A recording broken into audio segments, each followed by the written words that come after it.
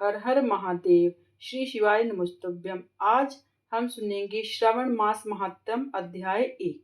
सोनक जी ने सूत जी से पूछा, हे महाभाग, आपके मुख से अनेक आख्यान सुने हैं, मुझे तृप्ति नहीं हुई, फिर भी कुछ सुनने की इच्छा बढ़ती ही जा रही है।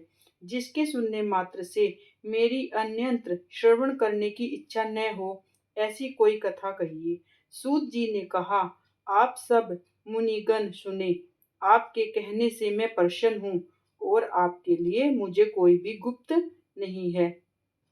दंभ रहित होना, आस्तिक बुद्धि होना, सठता न होना, परमात्मा में भक्ति होना, सुनने की इच्छा होना, नम्रता होना, ब्राह्मण भक्त होना, सुशील स्वभाव होना, धैर्य होना, पवित्रता होना, तपस्वी होना, दोषारोहण रहित होना, ये 12 गुण श्रोता के कहे गए हैं।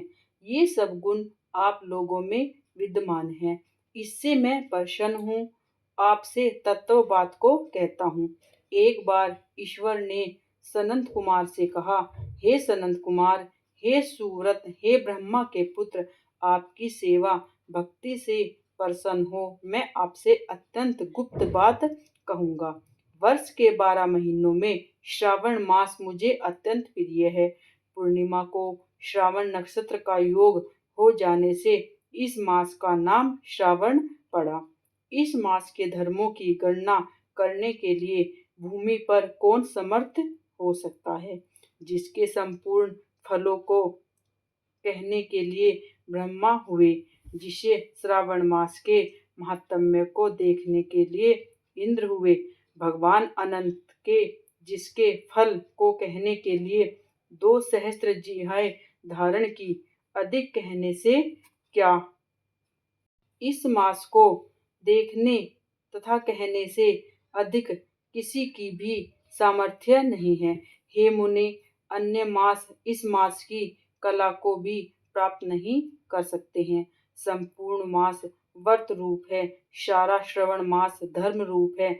इस महीने में कोई भी दिन व्रत शून्य देखा गया है। इस मास में सब तिथियां व्रत वाली हैं। सनंत कुमार ने कहा, हे भगवान, आपने जो कहा, इस मास में कोई भी दिन व्रत शून्य है। इस महीने में तिथि भी व्रत शून्य है। हे श्रेष्ठ, उसको आप मुझसे कहें, कौन तिथि में कौन व्रत होता है तथा किस वर्ष में कौन व्रत करता है, उस व्रत का अधिकारी कौन है, फल क्या है, विधि क्या है, किस किसने इस व्रत को किया है, उद्यापन विधि क्या है, देवता कौन है, पूज्य कौन है, पूजन सामग्री क्या है, प्रधान पूजन किसका होता है, जागरण विधि क्या है, किस व्रत का कौन समय है। हे प्रभो, वह मुझसे कही।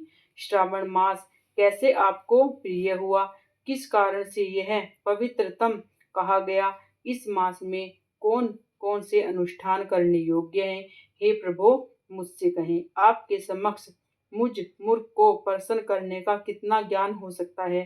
पूछने से जो रह गया है वह भी आप सब मुझसे कहिए।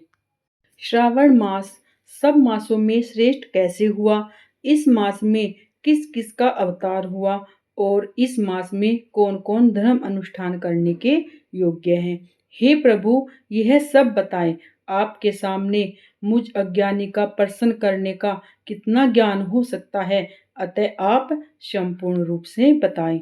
हे कृपालु, मेरे पूछने के अतिरिक्त जो शेष रह गया है उसे भी मानव उद्धार के लिए कृपा बताएं। सभी दिनों में जो करने योग्य है वह सब बताएं। आपको आदि देव कहा गया है, आपको महादेव माना गया है। पीपल के पेड़ पर 3 देवों का स्थान माना गया है। पीपल पर सबसे ऊपर आप विराजमान हैं, सबका कल्याण करते हैं, इसलिए आप शिव हैं और पापों को हरने के कारण आपको हर माना गया है। देव आपकी पूजा करने से पंचायत पूजा हो जाती है। आप स्वयं शिव हैं।